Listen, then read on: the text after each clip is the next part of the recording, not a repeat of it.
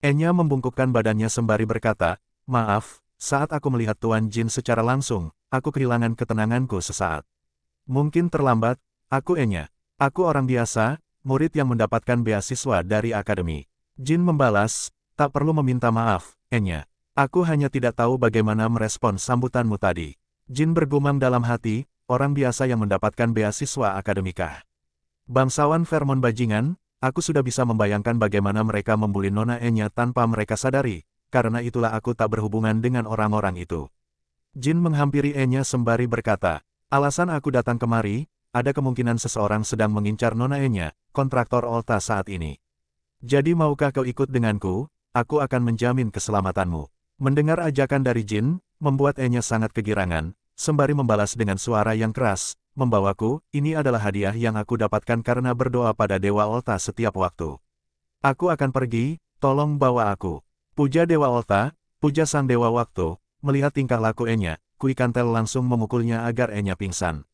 Kui Kantel berkata pada Jin, "Tak perlu khawatir, setelah melihat apa yang dia lakukan setelah melihatmu, bahkan mungkin dia akan bersedia mengejarmu ke bawah tanah Run Sandel." "Jin Run Sandel, salah satu dari alasan aku menolongmu adalah karena kesetiaanku pada Temar dan keselamatan Enya. Tapi alasan yang terbesar adalah karena bajingan yang tertidur itu. Dia belum tahu seberapa lemahnya dia sekarang. Aku belum memberitahunya, tapi dia takkan bisa menghadapi Violeta saat ini. Tapi alasan utamanya adalah karena pria itu menjadi sangat lemah. Seranganku di laut tadi, mungkin cuman seperti gelitikan bagi Murakan ribuan tahun yang lalu.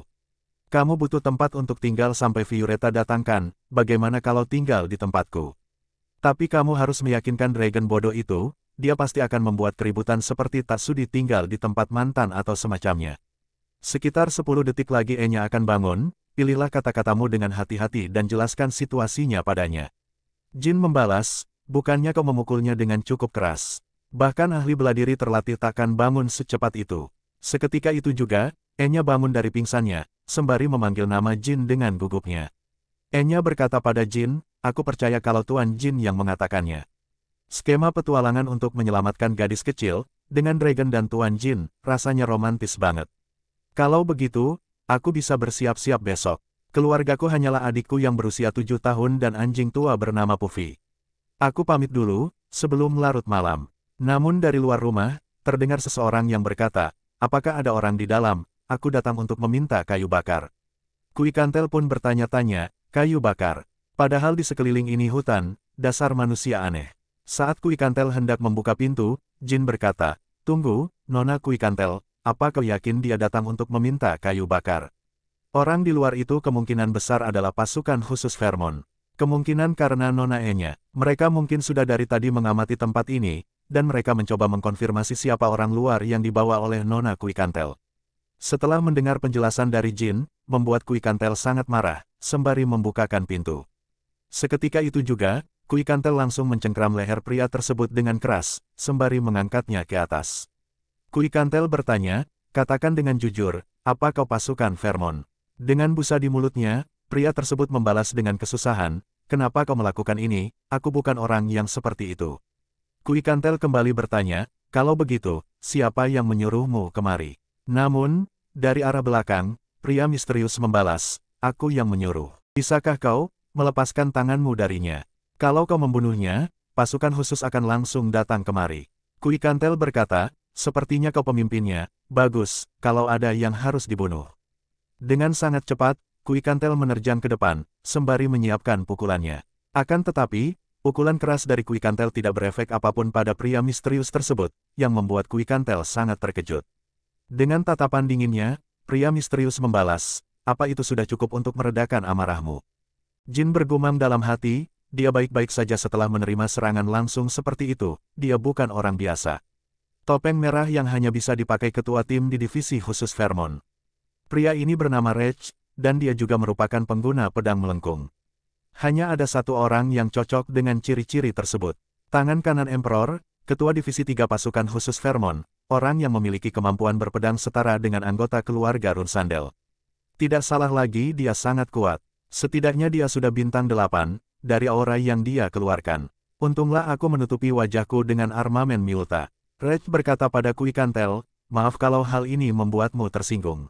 Kami tak punya pilihan lain selain melakukan ini, untuk mengkonfirmasi identitas tamu yang kau bawa masuk ke wilayah ini. Kui Kantel membalas, kau hanya meminta maaf setelah masuk seenaknya ke wilayahku, dan mengganggu waktuku yang berharga. Red berkata dengan sedikit mengancam, Nona Enya baru saja meninggalkan ruangan ini. Bukankah sedikit berbahaya baginya untuk pulang sendirian di tengah malam? Jika kita bertarung di sini sekarang, kau mungkin bisa memojokkanku, tapi aku tak tanggung jawab kalau terjadi sesuatu pada Nona Enya saat kita bertarung. Kalau tidak, aku akan pergi, sampai jumpa.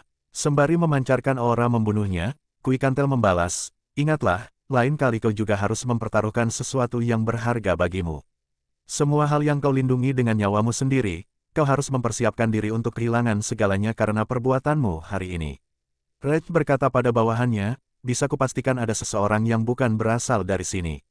Kembalilah dan cari tahu identitasnya, dan untuk sementara, observasi dan pengawasan pada Silver Dragon akan dihentikan. Dengan rasa kesalnya, Kui Kantel berkata, sial, bodohnya aku membuat Enya tinggal di kota ini. Jika kamu dan Murakan tak datang kemari, aku bisa dengan mudah tahu apa yang akan terjadi selanjutnya. Jin membalas, untunglah kita bisa menghindarinya untuk sekarang. Prioritas utama kita saat ini adalah keselamatan Enya. Cerita berpindah, keesokan harinya. Terlihat, Jin dan Kui Kantel sedang melihat kepergian Enya dari kejauhan. Jin berkata pada Kui Kantel, untunglah ada kapal dagang yang menuju ke Tikan. Jangan khawatir, Nona Kui Kantel. Aku sudah memberikan uang yang banyak pada kaptennya, dia takkan membiarkan sesuatu terjadi pada Enya. Ditambah lagi ada Murakan bersamanya, jadi tak perlu khawatir. Kui Kantel membalas, justru karena ada Murakan, aku khawatir. Kalau begitu aku akan langsung menghubungi Violetta. Kamu bisa langsung bertemu dengannya setelah Murakan kembali. Cerita berpindah 1 minggu kemudian. Terlihat, Murakan sedang memandangi rumah tersebut dengan seksama. Murakan menceritakan masa lalunya pada Jin, kami berdua yang membangun rumah ini saat kami bersama di masa lalu. Aku tahu kenapa dia membuat kita tinggal di sini. Jin membalas, apa hati dinginmu itu sudah lulus sekarang. Dengan kesalnya Murakan kembali menceritakan, tak semudah itu membangkitkan perasaan yang sudah lama hilang. Hanya saja, ada kenangan. Ribuan tahun yang lalu, di rumah yang tampak seperti ini. Hari-hari bersama Temar dan Kui Kantel. Apapun yang kami lakukan saat itu, rasanya menyenangkan. Kui Kantel berkata, kalian bersiaplah, aku sudah menerima jawaban dari Violetta. Waktunya besok malam, tempatnya pulau terpencil di pesisir selatan Vermont. Cerita berpindah, sebelum kepergian mereka menuju pesisir selatan Vermont. Kui Kantel berkata, aku akan mengatakan alasan kenapa aku memanggilnya, yaitu tentang Guardian Dragon Asmil, Latri. Murakan membalas, karena kau tak perlu memikirkan apapun tentang Enya lagi, kau bisa melakukan apapun. Kui Kantel kembali berkata, aku akan bertarung, aku tak membutuhkanmu. Dengan kesal, Murakan membalas, aku memang melemah, tapi aku tak perlu rasa kasihan dari mantan. Kui Kantel berkata, dia pasti akan datang sendirian, apa kamu pikir aku akan kalah dengannya, jangan khawatir. Jin bergumam dalam hati, sejujurnya, aku tak yakin Violetta akan datang sendirian. Jika mereka memang menculik Latri, dan berencana membuat kontrak baru dengannya, mereka kemungkinan datang dengan persiapan penuh. Terlihat, seseorang misterius muncul sembari berkata, haha, aku merasa terhormat. Bisa bertemu dengan Silver Dragon of Time, Kui Kantel. Senang bertemu denganmu. Aku adalah wakil kepala klan Zivel, pemilik Wind Dragon, serta kontraktor Melzeyer, Andre Zivel. Dengan murkanya Kui Kantel berkata, Violetta, kau berkata kau akan datang sendirian. Violetta membalas, saat aku menerima suratmu, aku sedang berada di samping Andre. Andre juga merasa tertarik dengan rumor tentang kontraktor Olta itu. Jadi, aku mohon pengertianmu, Silver Dragon. Kui Kantel berkata pada Violetta, akhir-akhir ini kau sudah mulai tidak sopan. Violetta membalas, mari kita langsung ke topik utama saja, aku punya sesuatu yang ingin didiskusikan padamu terkait kontraktor Olta. Kui Kantel kembali berkata, Latri, di mana Latri sekarang? Mendengar perkataan dari Kui Kantel, membuat Violetta tertawa dengan kerasnya, sembari membalas, ya ampun ternyata aku sudah dibodohi selama ini, tentu saja kau memikirkan hal itu sepanjang waktu. Dengan kesalnya Kui Kantel berkata, jawab pertanyaanku, Violetta, kau membawa pergi Latri 1 tahun yang lalu kan? Sejak saat itu, kontraktor Asmil tak bisa menemukan Guardian Dragonnya itu. Violetta membalas, aku tak tahu jawaban yang akan membuatmu puas, Latri baik-baik saja. Dengan wajah yang begitu murka, Quikantel berkata dengan emosinya, beraninya kau bercanda denganku. Violeta membalas, ya ampun, sepertinya ini takkan berakhir. Sembari mengangkat satu jarinya ke atas, seketika itu juga tercipta dua pusaran angin yang begitu besar, yang bersiap untuk menyerang Quikantel. Violeta berkata, aku punya penawaran untukmu Quikantel. Serahkan kontraktormu, sebagai gantinya aku akan membiarkanmu keluar dari sini hidup-hidup. Quikantel membalas, omong kosong, kau hanyalah kadal tua penipu. Violeta membalas, kalau begitu, mati sajalah kau Quikantel. Seketika itu juga, Violeta menggerakkan dua angin tersebut ke arah Quikantel, yang menghantam Quikantel dengan begitu kerasnya. Namun, dari kumpulan asap yang tebal, Quikantel berkata, aku juga punya penawaran untukmu. Dalam bentuk naganya, Quikantel kembali berkata, serahkan Latris sekarang juga, dan aku akan membunuhmu tanpa rasa sakit.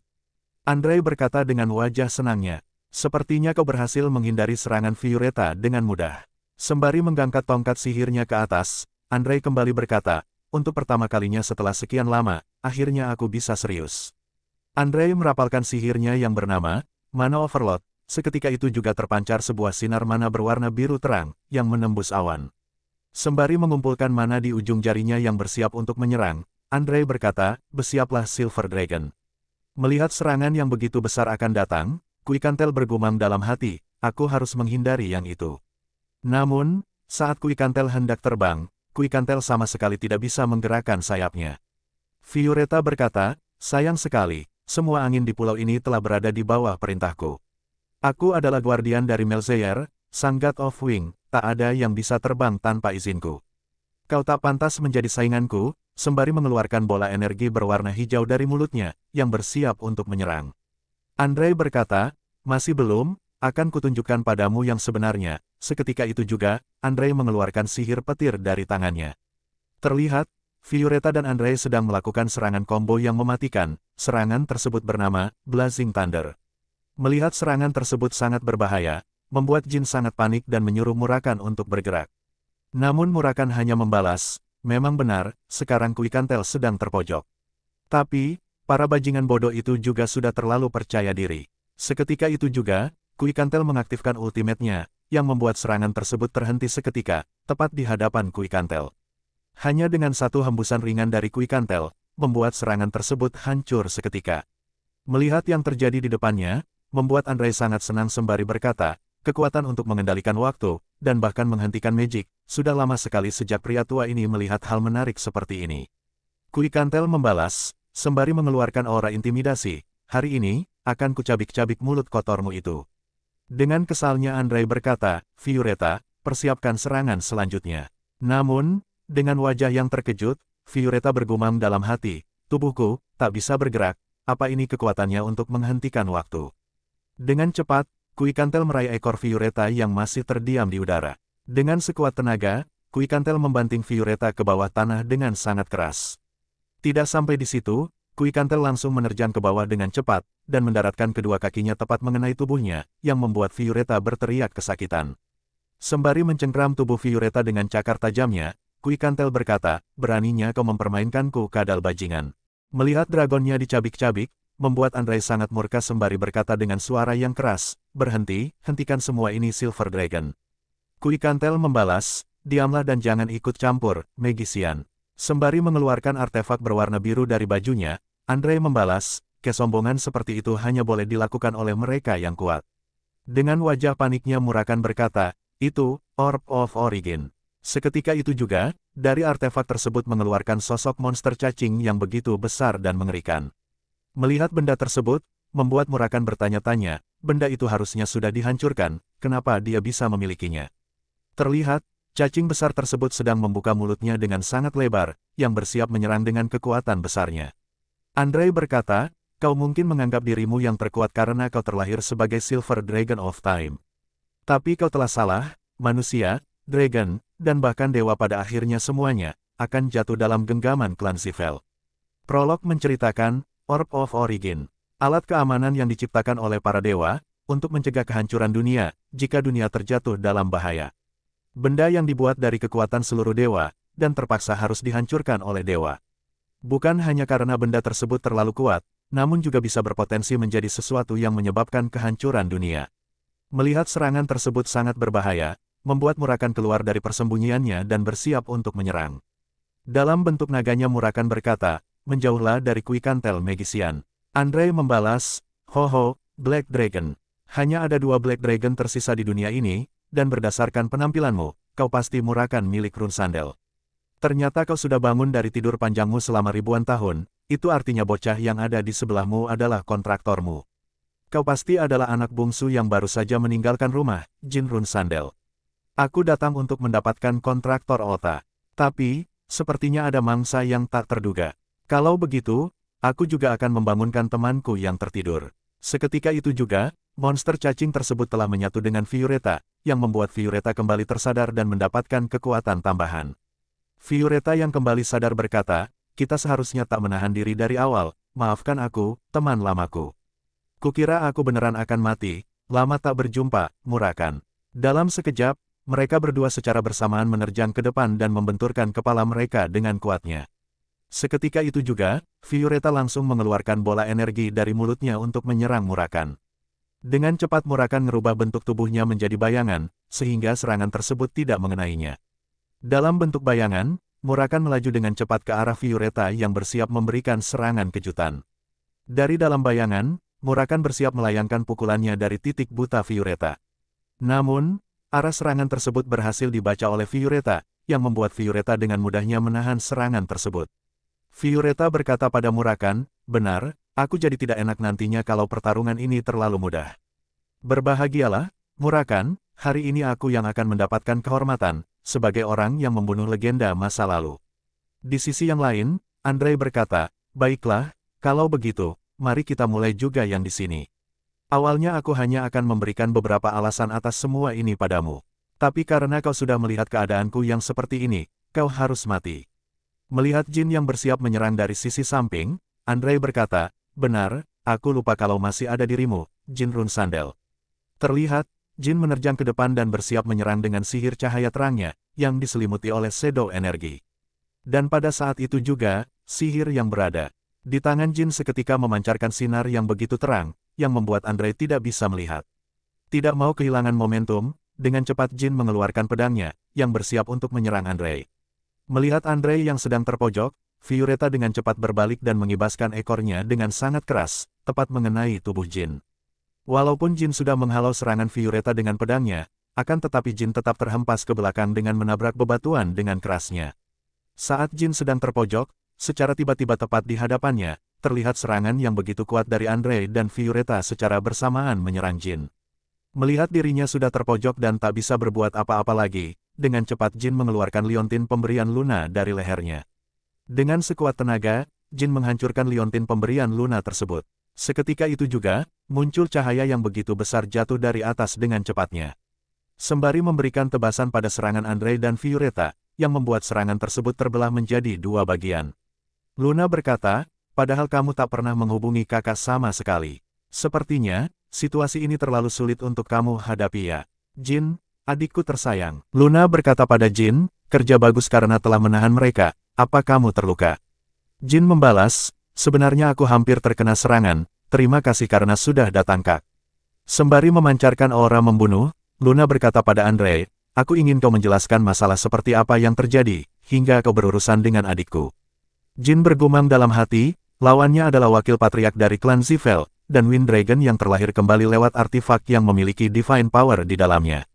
Tapi sekarang aku sudah yakin, pertarungan ini sudah berakhir. Sembari menopang Jin yang terluka, Murakan berkata pada Jin, "Maaf, karena dia mengambil kembali Wind Dragon, aku tak bisa menahannya. Tapi kau punya kakak yang hebat, bocah. Jika dia telat sedikit saja, kau pasti sudah terkena serangan itu." Terlihat, monster cacing tersebut meregenerasi kembali, karena terkena tebasan dari Luna. Andre berkata, "Ini bukanlah variabel yang kuprediksi, tak kusangka kau akan muncul di sini, Whitewell. Tapi dengan begitu, aku sudah yakin sekarang, Runsandel telah melanggar perjanjian mereka dengan klan Zivel." "Luna Runsandel, adikmu menggunakan magic." Luna membalas, "Aku mengerti, tapi jangan khawatir. Karena kau takkan punya kesempatan untuk memberitahukannya pada klanmu." Dengan murkanya Andre berkata, sembari menyerang Luna dengan monster cacingnya, "Bocah jalang, beraninya kau menyombongkan diri dan meremehkanku. Namun, Hanya dengan satu kali ayunan pedang saja, membuat monster cacing tersebut hancur berkeping-keping. Melihat monster cacingnya dihancurkan dengan mudahnya, membuat Andre sangat terkejut. Dengan pergerakan yang sangat cepat, Luna menerjang ke depan, sembari menebaskan pedangnya secara beruntun pada tubuh Violetta. Luna berkata pada Violetta, apakah masih tetap ingin berada di wujud seperti itu, Dragon? Aku sih senang karena memberikan lebih banyak ruang untuk dipotong. Dengan amarahnya, Violetta merubah tubuhnya ke wujud manusianya, sembari memegang tombak angin beserta dengan bantuan artifak Andre. Luna berkata pada Violetta, sepertinya kau butuh waktu untuk menggunakan artifak itu dengan benar. Tak kusangka, orang terkuat nomor 2 di klan Zivel dan Guardian Dragonnya, bergantung pada alat sampah seperti itu. Apa kalian pikir, alat seperti itu bisa menyelamatkan kalian? Dengan cepat, Violetta menyerang Luna dengan menggunakan tombaknya, namun, dengan mudahnya Luna menghindar ke samping. Luna kembali menyerang balik dengan ayunan pedangnya, akan tetapi, serangan Luna berhasil ditahan oleh Violetta dengan tombaknya. Seketika itu juga, Luna dan Violetta menunjukkan pergerakan yang cepat, kuat, dan berbahaya setiap serangannya. Dibekali fisik yang kuat, Luna mengayunkan pedangnya dengan sekuat tenaga, yang membuat Violetta tidak bisa menahannya dengan sempurna. Seketika itu juga, Luna memanfaatkan celah yang ada, dan langsung menebaskan pedangnya ke arah tubuh Violetta. Terlihat, Violetta terdorong ke belakang sembari menahan rasa sakit dari tebasan pedang Luna. Seketika itu juga, dengan pedang yang sudah diselimuti oleh aura yang kuat, Luna mengangkat pedangnya ke atas dengan tinggi. Luna mengucapkan tekniknya, Rune Sandal Third Decisive Killing Move, Meteor Avalanche. Seketika itu juga, tercipta sebuah pancaran energi berwarna biru terang, yang menembus awan gelap dan bersiap membinasakan musuhnya.